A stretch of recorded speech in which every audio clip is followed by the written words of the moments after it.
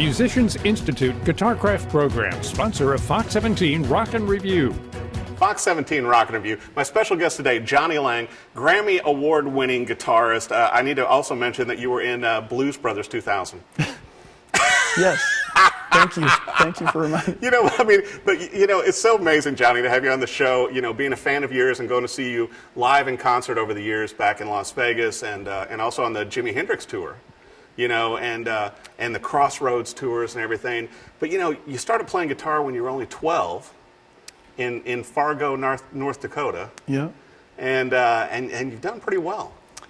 Thanks, man. Yeah, it's been a crazy journey, and I'm pretty lucky. My parents, you know, let me do it at that age, and you know, it was, I guess back when you could. Well, it's North Dakota too, but you know, you could go and play at a bar if your dad was with you or whatever. Right. You know? And so I'm pretty lucky they let me do that, man. Well, and your dad took you to that first show, right? To like the local band that you ended up playing with. Yep, that's right. Yeah, I always loved music and wanted to be a singer, and grew up listening to Motown records. My parents always had that going on in the house, and dreamed of doing it, but I had never seen live music, and went out and saw some friends of his who were in a blues band, and just the sound of live music, as you know, if you've been to a concert. Oh my gosh. It's a totally different thing, and so to experience that as a young guy and hearing that guitar in the room, right, it just did something to me, and I was like, man, I got to learn how to do that a little bit at least, you know. Yeah. So yeah, that was kind of the beginning of my infatuation with it. Well, I'll tell you what, you know, and it's so incredible watching you play guitar, like we were talking about too, with you jamming on the Crossroads with the Rolling Stones and Buddy Guy, and you've shared the stage with so many greats, including, you know, B.B. King and you know, all of these, you know, incredible bluesmen. And you're still carrying on the tradition, and you got a new album that came out this last year with Signs, and play a little slide guitar on it. Yeah, yeah. I tried to play some slide guitar, man, and I'm too embarrassed to try to play in front of you know, other guitar players. Oh my gosh, it sounds amazing. But in the studio, you know, you can try again if you want. So yeah, exactly. So I figured it was a safe place to try it out. Well, you know, all the tracks on the new album, you know, it's kind of in places seem almost autobiographical. Yeah. You know, most of the songs are, they got a little bit of, you know, autobiography in them. Right. And, you know, sometimes it's complete fiction and or a mix, or, you know, they all go different places. So, but yeah, there's a lot of my experiences in this last one for sure. Well, it sounds great, and I know the album's selling very well, and obviously you're on the tour. Let's talk guitars. Do albums sell well still? Is that a thing? They do for me. The blues ones do. You know, I mean, you know, the kids may be downloading just a few songs. I like the whole album. Yeah, me too. From start to finish. Yeah, I like that too. Yeah. So what are you using guitar-wise now? Still your Teles? Yeah, I usually use a Telecaster thin line, which is like, you know, the semi-hollow version, and a Les Paul, which is like a 58 reissue custom kind of guitar from like 15 years ago. Yeah. So. And that Tele was custom built for you. Yeah. They the nice people at Fender built that for me years ago, and I don't remember how many years ago. It was a long time ago. I think you're due for another signature model. Yeah. That'd be a great time for it right now. That'd be a good sign. Yeah. Hey. Good play on words. That's why you're in this business. You got a mind for it. No, but.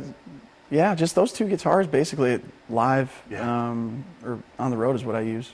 So. And then you've got special amplifiers you're using. They look like Fender Deluxe, but they're kind of modded. Yeah, they're just bought a couple brand new Deluxes or whatever, and then had this fellow. He does a great job of you know, taking all the stuff that came from the factory out and putting new stuff in, kind of make them sound like the older ones a little bit more. So. But yeah, so just a couple of those and a couple of guitars and a couple new pedals. Yeah, I've got. I was never much for a whole lot of pedals, but that's, I think, just because I never tried it a bunch. So I started trying them out and started kind of collecting them a little bit. And you can blame like Doyle Bramall II for turning you on to this new one, right? Yeah, exactly. I was telling you about it earlier. Yeah, there's this cool fuzz octave pedal that Doyle used, and I was like, oh, that's the secret to his tone. And then I tried it, and I can't make it sound anything like it. And so, yeah, I guess it's just his hands. That's how he does it. But yeah, so it's fun playing with those things, you know. Oh, yeah. Messing around with it. Now we were talking too, you know, that you're probably going to be back out on the Hendrix thing. And I saw you guys in Las Vegas, and it was so neat with all of you incredible guitarists, and you just walk out on stage, plug in, and do a couple of Jimi Hendrix songs. So you're going to be kicking that off like in 2019, you think? Yeah, that's what I heard. That's when they're going to do it again. They usually skip a year or two and then go back out with it. And but yeah, I always tell everybody it's like summer camp for guitar players, like grown people. And so it's a bunch of guitar players just having a good time. And you can tell it. And playing, songs that were obviously meant to have guitar on them, Jimi Hendrix songs, and so it's a great time. It's really now, fun. obviously, to harken back to Blues Brothers 2000, you're going to be back on the road some with Buddy Guy too. Yeah. I've been lucky to be able to keep doing some shows with him from time to time, and he's just always been so nice to me, and he's one of these guys that's like I was just a little kid when I met him. He could have treated me like a little kid, and he just didn't. He never did. Treated me like one of the fellows, and so I'll always be thankful for that. He's a nice guy. That is so amazing. So, like in between, all the gigs, the tours, the album, and you try and get back home sometimes to see the family, right? Yeah, as much as possible. We've got a bunch of little ones now, and so time at home is very precious, and try to be there more than I'm away, but it doesn't always work out that way. So. Have you ever noticed, like me, that sometimes when you go home, a new pet is there and you didn't know about it until you arrive? That used to happen before we had kids, and now it's like, don't want the pet anymore. It's too much to take care of. But, there's always something new. And and then I come home and throw a wrench in everything. Dad's messing up the routine, sleeping out on the couch and living out of my suitcase. And my God. Not really, but I do tend to throw a wrench in things, Oh, you know what? You got to get home and see him, though. Yep. That's the whole fun of it. That's why we work, right? That's right. Yeah, that's right. Awesome. Well, I know you got some great things going on. The Signs Tour is still going on this year. Where is the best place for viewers to find you, Johnny, to keep up with the shows and to buy tickets with your website and everything? Yeah, it's just johnnylang.com. Okay. And you can go on there, and I haven't been on there in a while, so I'm not quite sure what you might find. But I'm pretty sure you can figure out where we're playing and get a link to tickets and stuff. And you keep selling out shows. From time to time, yeah. How about that? Yeah. It's pretty crazy. Well, I'll tell you what, every time I saw you, like I said, even the solo act stuff that you did at House of Blues in Vegas, you always delivered a great show, man, and you just had fun.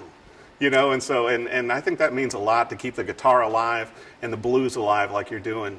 And especially not that you're older, you're only in your 30s now. You just had a birthday in January. Yeah. But it's great that you're still doing that and working with Buddy Guy and a lot of the bluesmen that you admired. Yeah, I'm still having fun, man. I still love it, and get to work with some great folks on the road, great band members and crew, and so it makes it worth it, That's awesome.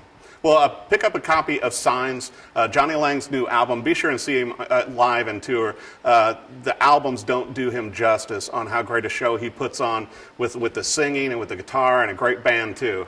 Thank you, man. And so be sure and pick up a copy. Johnny Lang, thanks for watching the Fox 17 Rockin' Review. Musicians Institute Guitarcraft program, sponsor of Fox 17 Rock and Review.